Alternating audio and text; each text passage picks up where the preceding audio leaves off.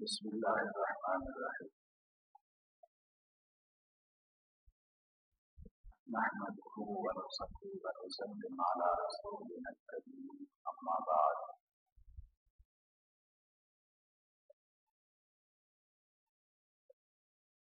قال الله تبارك وتعالى: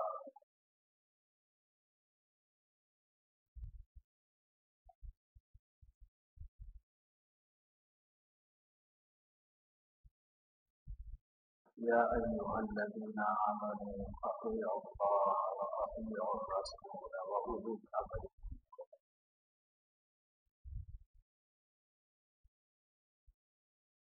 صدق الله العظيم.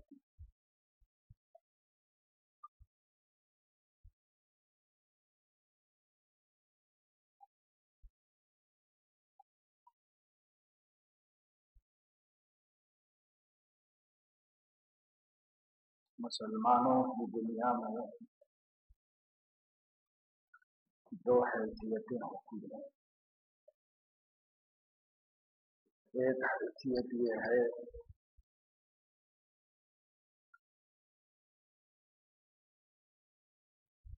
کہ وہ ایک اچھا انسان اور انسانوں کا ایک اچھا ہمسایہ اور پڑوسی ہے. دوسری حیثیت یہ ہے کہ وہ مسلمان اور اپنے عظیم پروردگار کا بندہ اور اس کا غلام اور اس کا فرمانبردار ہے.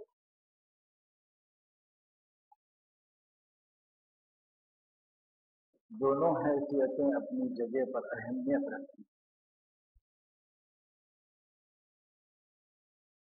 ایک اچھے انسان ہونے کی حیثیت سے اس کا فریضہ یہ بنتا ہے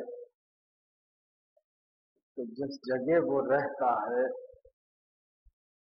اس جگہ کو اپنے غر سے اپنے شر سے محفوظ رکھے، یعنی امن کو قائم رکھے. امن نام ہے کسی سے کسی کو اذیت نہ پہنچنے کا، کسی سے کسی کو تکلیف نہ پہنچنے کا نام امن و امان ہے.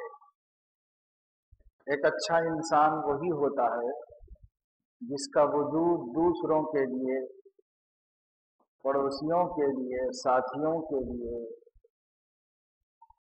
خیر، برکت، رحمت کا سبب ہو. رسول اللہ صلی اللہ علیہ وسلم نے ایک دفعہ ارشاد فرمایا کہ واللہ لا یؤمن، واللہ لا یؤمن، واللہ لا یؤمن. خدا کی قسم وہ ایمان والا نہیں، خدا کی قسم وہ ایمان والا نہیں، خدا کی قسم وہ ایمان والا نہیں. صحابہ کے کان کھڑے ہو گئے. کس کے بارے میں فرما دیا ہے؟ ایک مبارک سماج، ایک عظیم شہر، باعظمت نبی کی حکومت، اور اس میں نبی کسی کے ایمان کی نفی فرما رہے، قسم کھا کھا کے تین دفعے قسم کا وہ ایمان والا نہیں ہے، وہ ایمان والا نہیں ہے. تو صحابہ نے فوراً سوال کیا من یا رسول اللہ، اس کے بارے میں یہ خبر دی جا رہی ہے، جب آپ کہہ دیں تو پھر کیا شک باقی ہے اس کے بے ایمان ہونے میں؟ کس کے بارے میں کہا جا رہا ہے؟ یہ کس کی بد نصیبی ہے؟ یہ کس کا نام آنے والا ہے؟ اس کے جواب میں سب ڈر رہے تھے، سب حیران پریشان. آپ نے ارشاد فرمایا الذی لا یأمن جارہ بوائقہ، جس کے شر سے، جس کے ضر سے اس کا پڑوسی محفوظ نہ ہو، وہ ایمان والا نہیں. ظاہر ہے جو شخص اللہ تعالیٰ کا انکار کر دے وہ ایمان والا نہیں، جو شخص نبی کا انکار کرے وہ ایمان والا نہیں، جو شخص قرآن کو رب کا فرمان اور آسمانی کتاب نہ مانے وہ ایمان والا نہیں. جو شخص نماز کے فرض ہونے کا انکار کر دے وہ ایمان والا نہیں.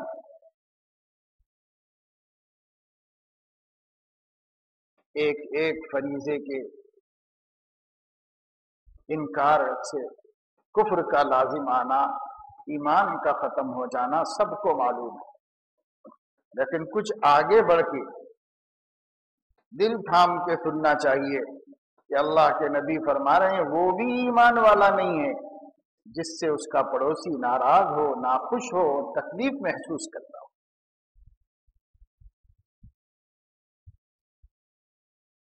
پڑوسی اگر ہمارے کوئی تکلیف پہنچائے بغیر خود سے ناراض ہے تو اس کو تو ہم کچھ نہیں کر سکتے. بعض دفعہ ایسا بھی ہوتا ہے کہ کوئی پڑوسی ہے، اس کو حسد ہے اپنے پڑوسی سے، اب وہ خود بخود جل رہا ہے، خود بخود ناراض ہے، خود بخود پریشان ہے، تو اس کا ہم پر کوئی الزام نہیں اور اس کے ہم ذمہ دار نہیں. شیخ سعدی رحمت اللہ علیہ فرماتے ہیں توانم کے اندرون کسے نیازارم حسود را چکنم کہ خود در رنجست. فرما رہے ہیں کہ میں یہ تو کر سکتا ہوں کہ کسی کا دل نہ دکھاؤں، اپنے عمل سے، اپنی زبان سے، اپنی حرکتوں سے، اپنے اشاروں سے، اپنے حال سے کسی کا دل نہ دکھاؤں، یہ تو میں کر سکتا ہوں. لیکن حاسدوں کو کیا کروں گے؟ وہ اپنے آپ تکلیف میں ہے، میں نے تو نہیں دی ان کو تکلیف، وہ اپنے آپ تکلیف میں ہے. تو اگر کسی کا پڑوسی حسد کی وجہ سے یا اپنی ہی کسی کمزوری کی وجہ سے ہمارے ستائے بغیر، ہمارے پریشان کیے بغیر تکلیف میں ہے تو اس تکلیف کے ہم ذمہ دار نہیں.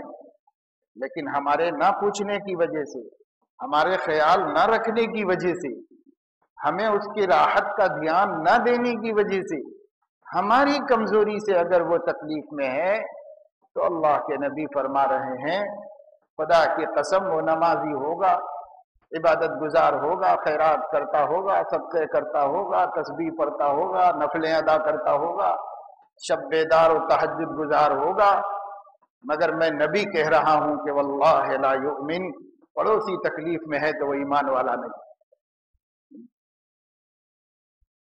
یہ الگ بات ہے کہ اللہ کے انکار کرنے سے جس ایمان کی نفی ہوتی ہے اور بد اخلاقیوں سے جو ایمان کی نفی سنائی گئی ہے، دونوں کے حکم میں شرعی و فقہی فرق ہوتا ہے. لیکن یہ الفاظ نبی نے کیوں استعمال کیے؟ کیا نبی کے پاس عربی زبان کے ذخیرے میں کوئی اس سے ہلکا لفظ نہیں تھا؟ اس سے ہلکا لفظ نبی نہیں بول سکتے تھے؟ ایسا نہیں ہے. اس کے علاوہ کوئی دوسرا لفظ بھی بول سکتے تھے. یہ بھی فرما سکتے تھے وہ اخلاق والا نہیں ہے، یہ بھی فرما سکتے تھے کہ وہ کوئی اچھا آدمی نہیں ہے، یہ بھی فرما سکتے تھے کہ اس کے اندر شرافت نہیں ہے. یہ کیوں فرمایا واللہ لا یؤمن، بخدا وہ ایمان والا نہیں؟ یہ کیوں فرمایا گیا؟ دراصل یہ بتانے کے واسطے کہ ایمان کی حفاظت کی تم جس طرح کوشش کرتے ہو کہ کفر نہیں کرتے، شرک نہیں کرتے، مندروں میں جا کے پوجا نہیں کرتے، قرآن کا اور قرآن کے احکامات کا انکار نہیں کرتے، اس ڈر کے مارے کہ کہیں میرا ایمان نہ چلا جائے، ایسا ہی ڈر تمہارے دل میں پڑوسی کے سلسلے میں بھی ہونا چاہیے. ایسا ہی خوف تمہارے دل میں ہونا چاہیے کہ تم سے اس کو تکلیف نہ پہنچے. آج احکام کا ہمیں علم نہیں. پہلے تو پڑوسی فاصلے فاصلے سے ہوتے تھے کیونکہ آزاد مکانات ہوتے تھے لوگوں کے. آزاد مکانات کی وجہ سے پڑوسی فاصلے سے ہوتے تھے. یہاں اس کا گھر ہوتا تھا، پھر اس کے بعد اس کا گھر ہوتا تھا، اس کے بعد اس کا گھر ہوتا تھا. لیکن آج تو ایسا ہے ایک ہی بلڈنگ میں 10 20 20 25 فیملی رہتی ہے. اب تو ایک دوسرے کی اذیت سے بچانا، ایک دوسرے کو راحت پہنچانا اس سے بھی زیادہ نازک مسئلہ ہے. جس شخص کے دل میں خوف خدا ہوگا وہی پڑوسی کو تکلیف سے بچا سکے گا، اور جس کے دل میں خوف خدا نہیں ہوگا وہ پڑوسی کو تکلیف سے نہیں بچا سکتا۔ تو ایک حکم یہ دیا گیا، ہم انسان ہیں، دنیا میں ہم انسان ہیں، ہماری اس حیثیت کو نہیں بھولنا چاہیے۔ ایک انسان ہے وہ ہر جگہ دوسرے کی راحت کا خیال کرتا ہے اور اس کو تکلیف سے بچاتا ہے۔ قرآن مجید میں اللہ رب العزت نے پڑوس کی تفصیل بتائی، حدیثوں میں رسول اللہ صلی اللہ علیہ وسلم نے پڑوس کی تفصیل بتائی۔ پڑوسی وہ بھی ہے جس کا مکان تمہارے گھر کے بازو ہے، پڑوسی وہ بھی ہے جو تمہاری کسی مجلس میں تمہارے بازو بیٹھا ہوا ہے، پڑوسی وہ بھی ہے جو بس اسٹاپ پر بس کا انتظار کرتے وقت میں آزو بازو کھڑے ہوئے ہیں، پڑوسی وہ بھی ہے جو سواریوں میں سیٹ پر داہنے بائیں بیٹھے ہوئے ہیں، پڑوسی وہ بھی ہے جو تمہاری آفس میں تمہارے قریب میں کام کرتا ہے، تمہارا ماتحت ہو یا تمہارا آفیسر ہو مگر ہے تمہارا پڑوسی۔ تو پڑوسی کی قسمیں ہیں، والجار الجنب والصاحب بالجنب، قرآن نے اس کو بیان کیا۔ کوئی اہم بات نہ ہوتی تو قرآن کیوں بیان کرتا؟ قرآن تو بہت ضروری باتیں بیان کرنے کے لیے اترا ہے۔ قرآن نے جو بیان کر دیا، قرآن میں کسی چیز کا بیان ہونا اللہ کے نزدیک اس چیز کی اہمیت کی دلیل ہے۔ اہمیت نہ ہوتی تو اللہ بیان نہ فرماتا اس کے اندر۔ اللہ کا کلام ہے، شاہی فرمان ہے، بے ضرورت کوئی لفظ نہیں اس کے اندر، کوئی حرف بھی بے ضرورت قرآن میں نہیں۔ یہ حکم دینے کے لیے، یہ بتانے کے لیے پھر رسول اللہ صلی اللہ علیہ وسلم نے تفصیل بتائی۔ جس کا پڑوسی بھوکا ہو اور وہ پیٹ بھر کے کھا لے تو وہ ایمان کے ساتھ شب نہیں گزارے گا، کیونکہ ایمان کا تقاضا تو یہ تھا کہ اس کا پڑوسی بھی کھائے۔ تم پیٹ بھر کیوں کھائے؟ تم آدھا کھاتے آدھا اس کو کھلا دیتے۔ رسول اللہ صلی اللہ علیہ وسلم نے فرمایا، تم گھر میں کوئی ایسی چیز لاؤ جو سب لوگ نہیں کھا سکتے تو تم کو چاہیے کہ تم اپنے پڑوسی کے ہاں بھی تھوڑا بھیج دو۔ تمہارے بچے اس کو کھائیں گے اور پڑوسی کے بچے دیکھیں گے، یہ مسلمانوں کے سماج میں نہیں ہو سکتا ہے۔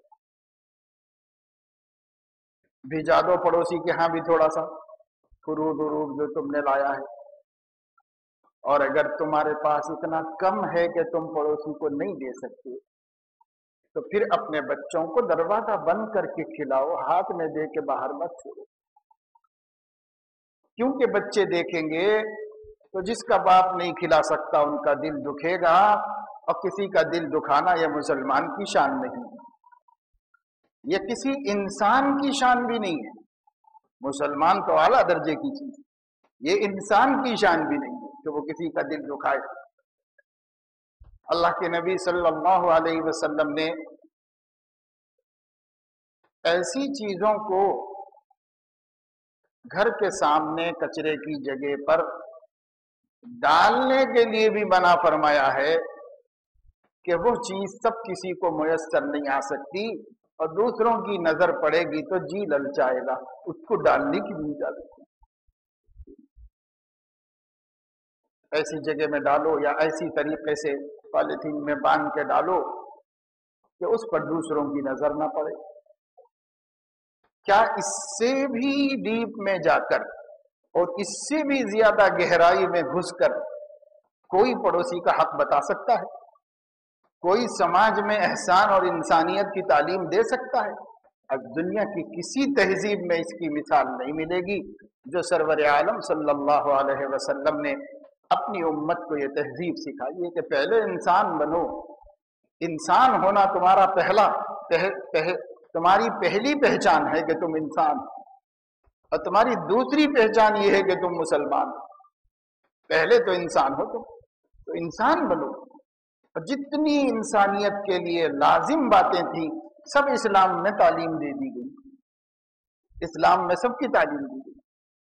इन सब चीज़ों का एहसास दिलाया गया। क्यों दिलाया गया? इसीलिए कि हमारी एक हैसियत है कि हम एक अच्छे इंसान हैं, ये हमारी हैसियत है। अच्छा इंसान इसी तरह रहता है कि उससे किसी जानवर पे भी जुल्म नहीं होता। अल्लाह के नबी सल्लल्लाहु अलैहि वसल्लम ने किसी ऐसे अमल की इजाजत नहीं दी जिससे बिला वजह ना हक किसी जानवर को तकलीफ पहुंचे, इसकी इजाजत आपने नहीं दी। आप सल्लल्लाहु अलैहि वसल्लम ने फरमाया, एक सहाबी के सवाल करने पर कि क्या हमसे क़यामत में जानवरों के बारे में भी अल्लाह सवाल फरमाएगा, हिसाब होगा कि उसको क्यों तकलीफ दी, जैसे इंसानों को तकलीफ देने का हिसाब होगा, तो क्या जानवरों के बारे में भी होगा?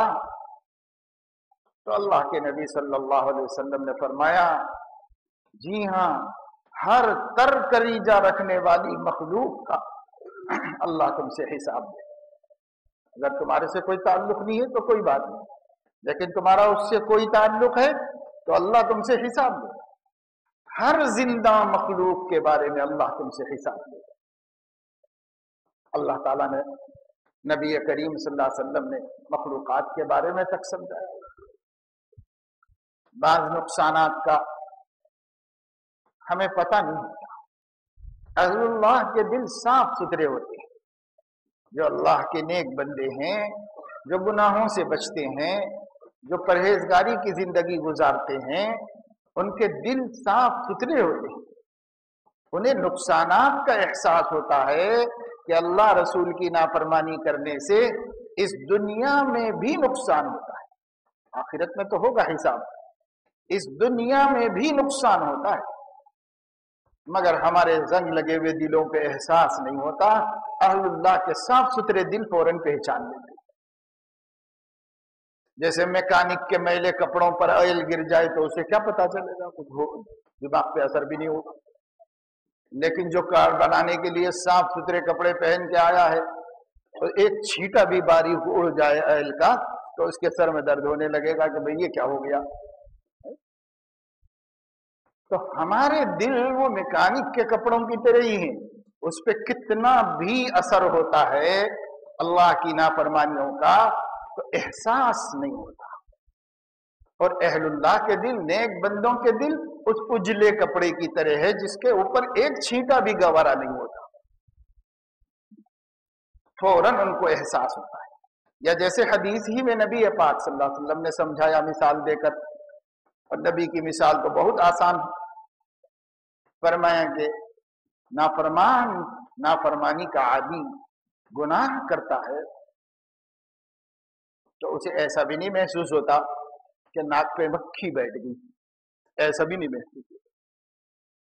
और नेक बंदा जब कोई गुनाह कर बैठता है नफ्स की शामत से, नफ्स की शरारत से, तो उसको ऐसा लगता है जैसे सीने पे पहाड़ रख दिया। नेक आदमी गुनाह करता है तो उसे ऐसा महसूस होता है जैसे उसके सीने पे पहाड़ रखा गया है। और बुरा आदमी गुनाह करता है तो उसे इतना भी नहीं लगता कि नाक पे मक्खी बैठी, ऐसा भी नहीं लगता उसे। तो एक अल्लाह वाले बुजुर्ग फरमाते हैं कि अहलिया हमारी, अहलिया यानी बीवी, वो कहीं दावत में गई, मोहल्ले में बस्ती में कोई दावत थी, तो जाते वक्त उन्होंने कहा कि देखिए खाना दोपहर का मैंने बना दिया है, आप तो आएंगे नहीं दावत में, तो मैं जाके आऊंगी, शाम हो जाएगी, तो आप दोपहर में हस्बे मामूल आएंगे, खाना तैयार रखा हुआ है, खाना खा लीजिएगा, खाना भी खा लीजिए, और ये जो डरबे में मुर्गियां हैं ये मुर्गियों को भी दाना पानी रख दीजिए।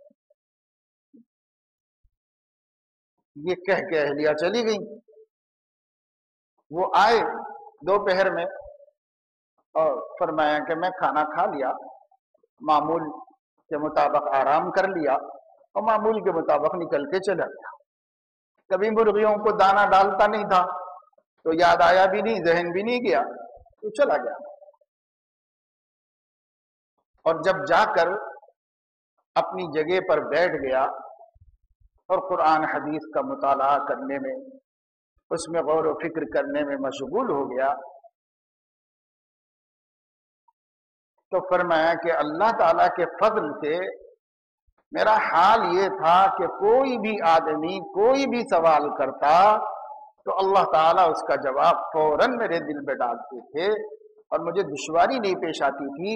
پیچیدہ سے پیچیدہ سوالات ہوتے، فقہ کے ہوتے، حدیث کے ہوتے، تفسیر کے ہوتے، تصوف و طریقت اور اصلاح اخلاق کے ہوتے، کسی قسم کے بھی لوگ سوال کرتے، اور سوال کرنے والے ان کے مجلس میں عوام نہیں ہوتے تھے، سوال کرنے والے بڑے بڑے علماء فقہا ہوتے تھے، تو وہ پوچھتے، اللہ کا فضل تھا، علم مستحضر تھا، فوراً جواب نکلتا تھا، مجھے فوراً دے دیا کرتا تھا۔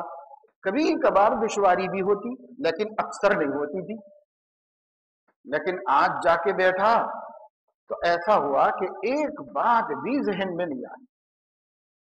کوئی سوال کرتا چھوٹا موٹا معمول کا، اس کا بھی جواب نہیں آ رہا ہے ذہن میں، کوئی بڑا سوال کیا اس کا بھی جواب نہیں آ رہا ہے، ہر سوال کرنے والے کے جواب میں چپ بیٹھا ہوا ہوں اور دماغ میں کچھ نہیں آ رہا ہے میرے۔ حیران ہو گیا کہ یا اللہ، کون سا گناہ رکاوٹ بن گیا ہے آپ کے فیض کا، آپ کے علم کے دروازے کھلنے کا؟ کون تھا؟ علم تو اللہ ہی کے پاس ہوتا ہے، اللہ ہی دیتے ہیں۔ کیا مصیبت آ گئی ہے آج؟ یہ کہیں اللہ ناراض ہو گئے؟ اور کیوں ناراض ہوئے؟ اللہ خواہ تو نہیں ہوتے، کوئی گناہ سے ہی ناراض ہوتے۔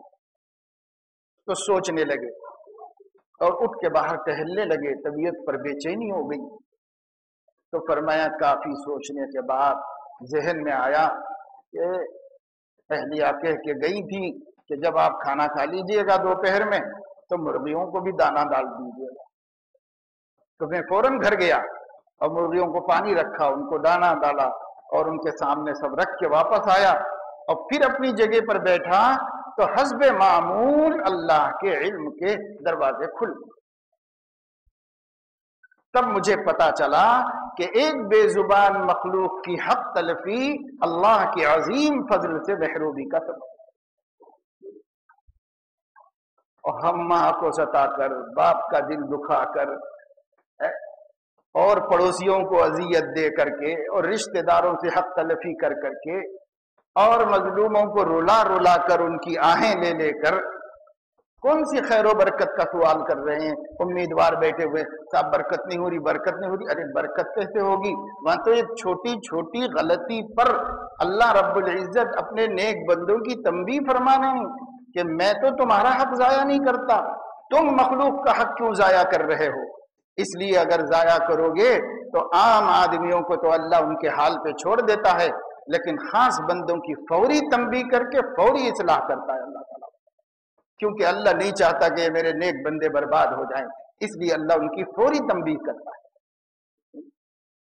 تو میرے دوستو، ایک حیثیت ہماری کیا ہے کہ ہم انسان ہیں، اچھے انسان ہیں، اچھے ہمسایہ ہیں، اچھے پڑوسی ہیں، اور جس کے ساتھ بھی ہمارا معاملہ ہے، اگر ہم خریدار ہیں تو اچھے خریدار ہیں، اگر ہم بیچنے والے ہیں تو اچھے بیچنے والے ہیں، اگر ہم کسی کے چھوٹے ہیں تو اچھے چھوٹے ہیں، اور کسی کے بڑے ہیں تو اچھے بڑے ہیں، اور کسی کے ساتھی ہیں تو اچھے ساتھی ہیں۔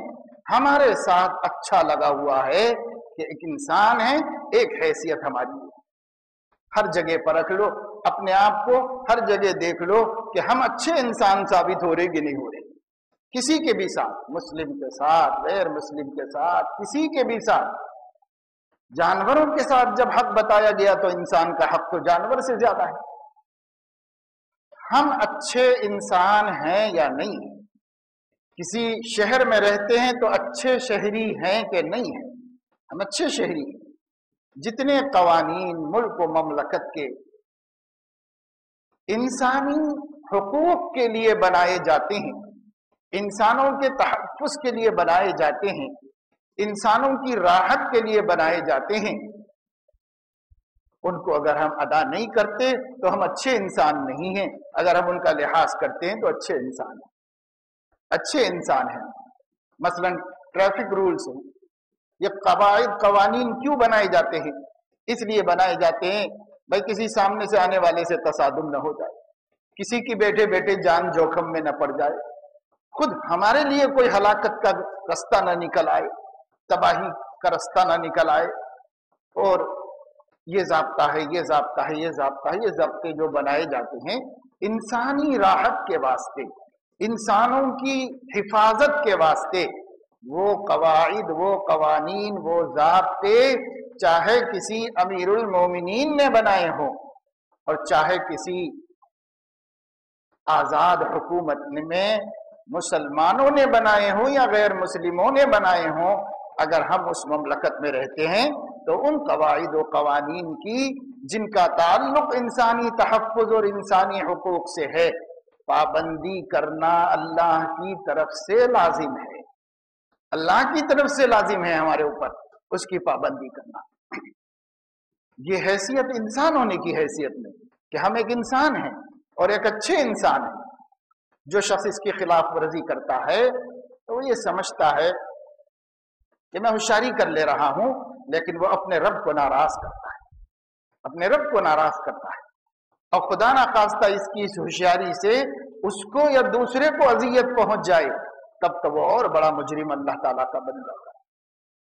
اس لیے جو ضابطے ڈسپلن کے لیے، نظم و نسق کے لیے، مملکت کے امن و امان کے لیے بنائے جاتے ہیں، وہ ضابطوں پر صحیح طریقے سے عمل کرنے میں مسلمان نمبر 1 پر ہونا چاہیے، کیونکہ مسلمان سب سے اچھا انسان ہے، سب سے اچھا انسان ہے، اور یہ انسانیت کا تقاضا ہے، یہ انسانیت کے مطالبات ہیں، تو ہم سب سے اچھے انسان بن کے بتائیں۔ اور دوسری حیثیت ہماری یہ ہے کہ ہم مسلمان ہیں، اللہ کے قانون کو توڑ نہیں سکتے، اللہ کے حکم کی خلاف ورزی نہیں کر سکتے، کسی کے لیے بھی نہیں کر سکتے۔ چاہے کوئی خوش ہوتا ہے خوش ہو، اور کوئی ناراض ہوتا ہے تو ناراض ہو، ہم حکم رب کو توڑنے کا کوئی حق نہیں رکھتے۔ یہ بحیثیت مسلمان ہماری ذمہ داری۔ ہندوستان کی تاریخ میں جد و جہد آزادی کے سلسلے میں جو علماء ہندوستان کی کردار ہیں، ایک سے ایک شاندار کردار ہیں، اور پڑھنے سے تعلق رکھتے ہیں، جاننے سے تعلق رکھتے ہیں، لیکن بدنصیبی ہماری کہ قوم ان سے بے خبر، بالکل اندھیرے میں ہے۔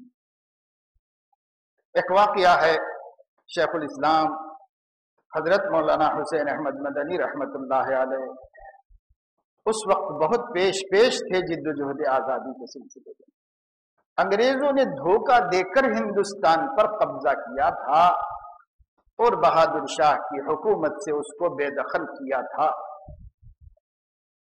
101 آدمی 60,000 پاؤنڈ لے کر برٹش حکومت کا نمائندہ بن کر ہندوستان میں آئے۔ کلکتہ میں انہوں نے ایسٹ انڈیا کمپنی قائم کی بادشاہ سے اجازت لے کر، اور اس کمپنی کے پیچھے سامنے تو گرم مسالے کی تجارت تھی، اور پیچھے سے ہندوستان پر قبضہ جمانا مقصد تھا۔ فریب، دھوکہ سے کام لیا، اور دھیرے دھیرے اپنا کام کرتے رہے، اور حکومت کو بتاتے رہے کہ ہم تو تجارت کر رہے ہیں، ہم بزنس کر رہے ہیں، اور کچھ ہمارا مقصد نہیں۔ یوں ایک دن قبضہ کر لیا، اور وہ دن بھی آیا سراج الدولہ کی شہادت کے بعد، ٹیپو سلطان کی شہادت کے بعد۔ ایک دن ایسا بھی آیا کہ بہادر شاہ کو بابجولہ گرفتار کر کے، جو خود ہی لال قلعہ چھوڑ کر کے بھاگ گیا تھا اور جا کر کے ہمایوں کے مقبرے میں چھپا ہوا تھا، وہاں سے اس کی پوری فیملی کو گرفتار کر کے رنگون بھیج دیا، اور لال قلعے پر یونین جیک لہرا دیا گیا، اور قصہ ختم ہو گیا۔ وہ مجھے نہیں بتانا ہے۔ اس کے بعد جو جد و جہد کی ہے مسلمانوں نے اور علماء اسلام نے ان کے اس غاصبانہ ظالمانہ قبضے سے ملک کو آزاد کرانے کی، تو اس میں بہت سے مرحلے آئے۔ ایک مرحلہ یہ بھی آیا کہ فتویٰ دیا گیا کہ انگریز کی فوج میں بھرتی ہونا جائز ہے، کیونکہ غاصب اور ظالم ہے اور اس کی مدد کرنے کی کوئی گنجائش نہیں۔ جب اس فتوے کو دیا گیا تو فتویٰ دینے والوں کو پکڑا گیا۔ بعض علماء ہمت کے کمزور تھے، بعض بہانے کر کے انہوں نے انگریز کے ظلم سے اپنے کو بچا لیا۔ بعض نے انکار کر دیا کہ صاحب وہ فتویٰ ہمارا ہے ہی نہیں، لیکن جو جرأت مند تھے، ہمت والے تھے، سچ بولنے والے تھے، انہوں نے استقامت کے ساتھ اس مسئلے کا سامنا کیا۔ شیخ الاسلام کا کراچی کی عدالت میں انگریز حاکم کے سامنے جو بیان ہوا ہے، قلم بند کیا گیا ہے، تاریخ میں محفوظ ہے، اسلامی تاریخ میں محفوظ ہے، ہندوستانی تاریخ میں محفوظ ہے۔ انہوں نے وہاں پر جو بات کہی، اسی گفتگو سے ملتی جلتی بات ہے، اس لیے یاد آیا مجھے کہ جب انگریز نے پوچھا کیا آپ نے فتویٰ دیا ہے کہ انگریز کی فوج میں مسلمان شامل نہیں ہو سکتا، تو فرمایا جی ہاں میں نے دیا ہے۔ کیوں دیا ہے؟ تو فرمایا میری دو حیثیتیں ہیں، ایک میں انسان ہوں اور ایک اچھا انسان ہوں، اور دوسری حیثیت میری یہ ہے کہ میں مسلمانوں کا ایک رہنما ہوں، عالم دین ہوں۔ میں بحیثیت مسلمان جو اسلام کی تعلیم ہے اس کا فتویٰ دینے کا اللہ کی طرف سے پابند ہوں، آپ کی حکومت مجھے مجبور نہیں کر سکتی، میں اللہ کی طرف سے پابند ہوں۔ اس نے کہا آپ جانتے اس کی کیا سزا ہے؟ تو آپ نے اپنے بغل میں سے کپڑا نکالا، فرمایا کہ دیکھو یہ کفن ہے اور اس کی سزا موت ہے، میں تیاری کے ساتھ آیا ہوں، یہیں سے قبرستان چلے جاؤں گا، لیکن جو اسلامی حکم ہے اس کے خلاف نہیں بول سکتا، وہ اللہ کا قانون ہے، اس کو میں نہیں توڑ سکتا۔ تو ہماری دو حیثیتیں ہیں، ایک اچھے ہمسایہ، اچھے انسان، اچھے پڑوسی کی حیثیت ہے۔ اس حیثیت سے ہمارا وجود کسی انسان تو کیا کسی جانور کے لیے بھی تکلیف کا سبب نہیں بننا چاہیے، اور ایک حیثیت مسلمان ہونے کی ہے۔ تو اس اعتبار سے ہم اپنے عقیدے کا تحفظ، اپنے دین کا تحفظ، اپنے نبی کے طریقوں کا تحفظ، کتاب و سنت کا تحفظ ہمارا فریضہ ہے۔ یہ فریضہ مسلمان ہونے کی حیثیت سے ہمیں ادا کرنا ہے، دین کی حفاظت بھی اور دین پر عمل بھی اور دین کی دعوت بھی۔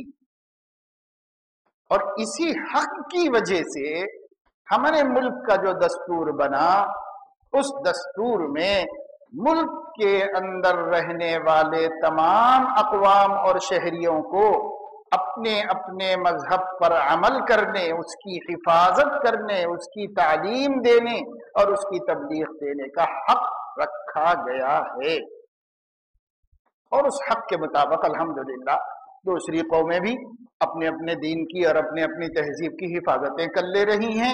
کتنا کر رہی ہیں، کتنا نہیں کر رہی ہیں، ہمیں اس کے جائزے کی کوئی ضرورت نہیں، لیکن ہم مسلمان بھی آزادی کے بعد سے اور دستور کے نافذ ہونے کے بعد سے اپنے دین کی، اپنے ایمان کی، احکام شریعت کی حفاظت کرتے ہوئے آ رہے ہیں۔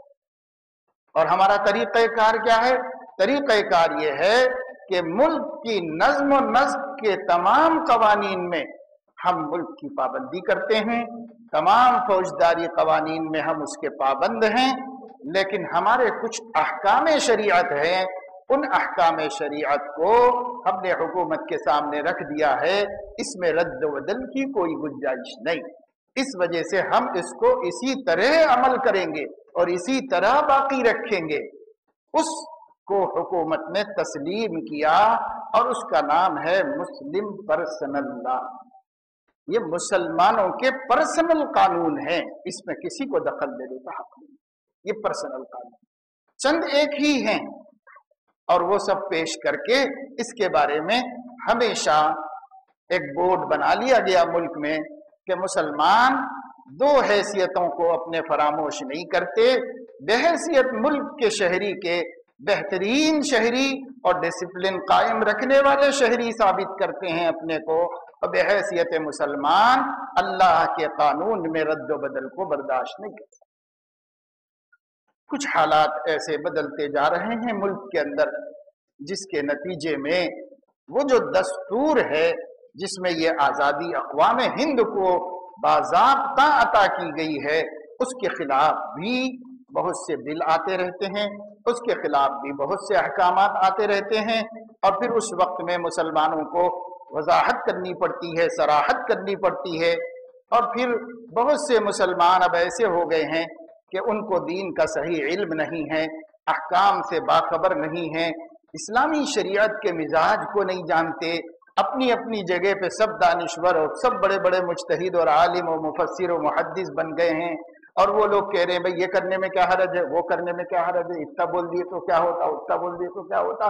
ایسے لوگ بھی مل گئے ہیں ان کو تائید کرنے کے واسطے۔ تو اس وقت میں دین بھی خطرے میں ہو گیا اور دستور بھی خطرے میں ہو گیا۔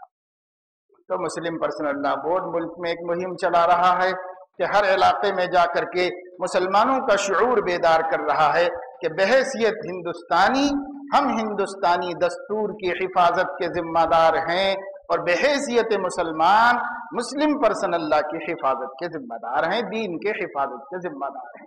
اس لیے مسلمانوں کو ان دونوں باتوں سے آگاہ رہنے کی ضرورت ہے، اور اپنے فریضے کو ادا نہیں کریں گے تو ایک طرف دین بھی ہمارا خطرے میں پڑ جائے گا، دوسری طرف ملک کا دستور بھی خطرے کے اندر پڑ جائے گا۔ اس سلسلے میں حیدرآباد میں دارالعلوم حیدرآباد کے احاطے میں آج مغرب کی نماز کے بعد ایک عظیم الشان پروگرام رکھا گیا ہے شعور بیداری مہم کے طور پر، جس میں مسلم پرسنل لاء بورڈ کے مرکزی قائدین خطاب کریں گے، صورتحال سے واقف کرائیں گے کہ اس وقت ملک میں ہمارے دین کو کیا چیلنجز ہیں اور ہمارے دستور کو کیا خطرات ہیں۔ اس کا تعارف کرا کر اور اس کو باضابطہ بتا کر پیش کر کے خواہش کی جائے گی کہ بھئی ہم اپنے فریضے کو ادا کریں، ہم انسان ہونے کی حیثیت سے، ایک اچھے شہری ہونے کی حیثیت سے اپنا فریضہ ادا کریں، اور بحیثیت مسلمان اپنا فریضہ ادا کریں۔ تو بھائیوں کو چاہیے کہ وہاں جائیں، شرکت کریں، بے خبر نہ رہیں۔ جس ملک میں جیتے ہیں اسی ملک کے حالات سے بے خبر ہوں تو کیسے زندگی گزاریں؟ تو بے خبر نہ رہیں، باخبر رہنے کے واسطے مسلم پرسنل لاء بورڈ کے اس اجلاس میں شرکت کر کے اس سے استفادہ کیجئے، صحیح معلومات حاصل کیجئے۔ اخبار صحیح معلومات کا ذریعہ نہیں ہے، یہ موقع ہیں صحیح معلومات حاصل کرنے۔ اللہ تعالیٰ توفیق عمل نصیب فرمائے۔ وآخر دعوانا